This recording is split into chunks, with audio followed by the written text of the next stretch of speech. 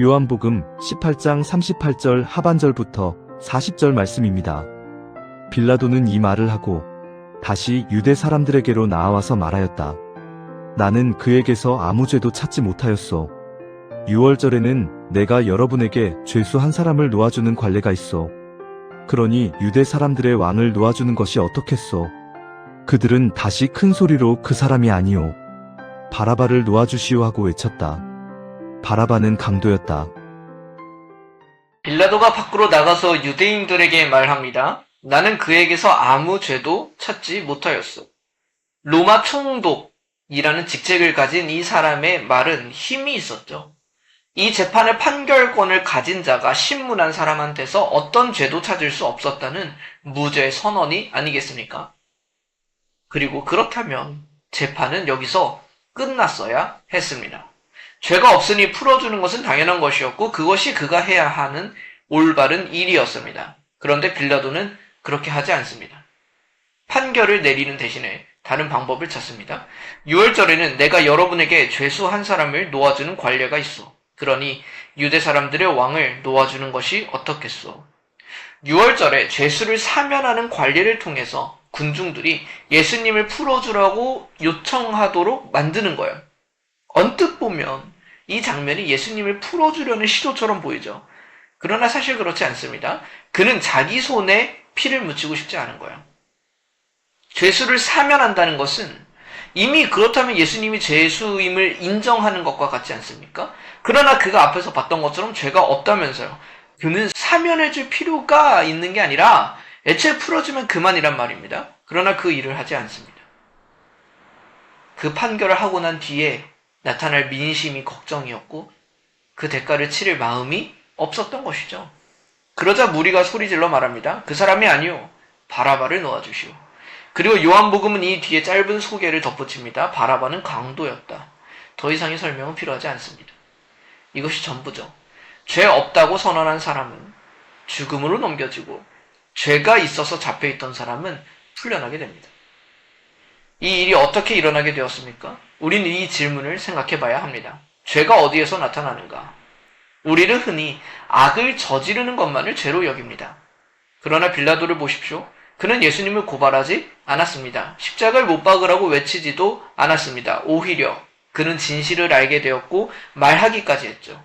그가 한 일이라고는 다만 아는 대로 행하지 않은 것뿐이에요. 결정을 미뤘습니다. 책임을 피했습니다. 다수의 뜻 뒤에 자신을 숨겼습니다. 그러나 그 회피가 죄 없으신 예수님을 십자가로 보냈습니다. 죄는 적극적으로 악을 행하는 것만 말하지는 않습니다. 옳은 줄 알면서도 행하지 않는 것 또한 죄라고 말합니다. 소요리 문답 제14문에서 이를 잘 설명하는데요. 이렇게 묻습니다. 죄란 무엇입니까? 이에 대해서 이렇게 대답합니다. 죄는 하나님의 법을 순종함에 부족한 것이나 혹은 어기는 것입니다. 하나님의 말씀을 어기는 것만 죄가 아닙니다.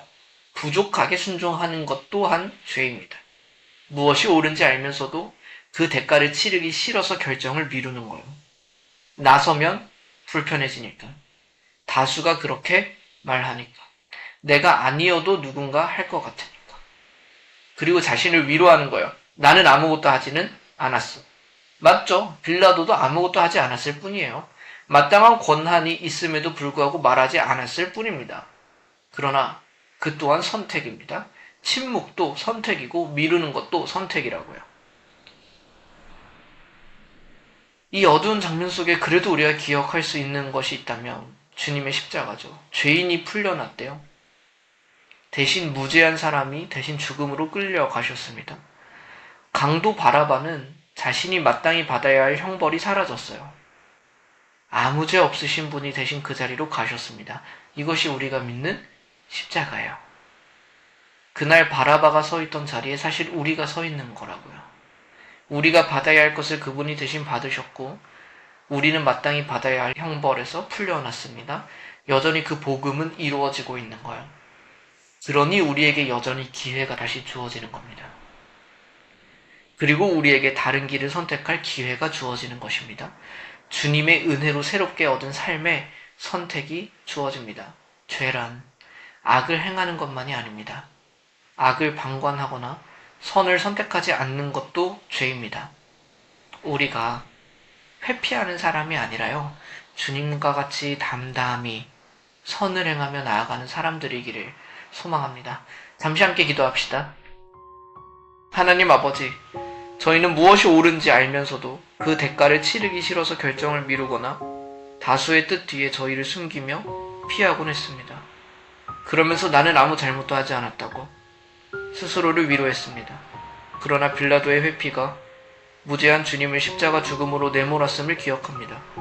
아는 대로 행하지 않는 것 또한 선택임을 깨닫게 하여 주시고, 대가가 따르더라도 옳은 자리에 서는 담대함을 허락하여 주십시오. 은혜로 얻은 우리의 삶에 주님과 같은 선택이 가득하게 하여 주십시오. 예수 그리스도의 이름으로 기도드립니다. 아멘.